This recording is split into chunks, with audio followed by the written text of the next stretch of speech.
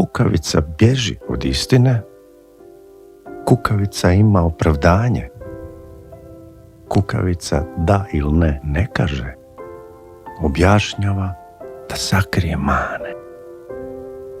Kukavica u stalnom je strahu od otkaza, ljepšeg spola, mnijenja, po potrebi da ostavi dojam, činjenice izvrće i mijenja.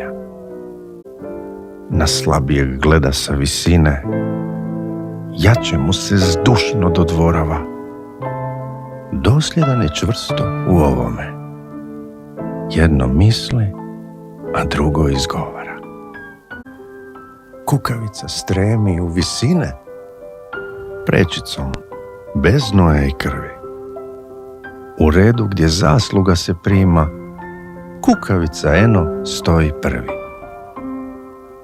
Kukavica sebe brižno čuva, godi mu rezervirano mjesto. Diplomatski, s oprezom i mjerom, sigurnost je kukavičje gnjezdo. Potajice ipak nema mira, volio bi orlom da ga vide, da se dive kad raširi krila, da uzdišu i dršću pred njime. Al ne može, osim da potkupi sebi slična kukavička lica.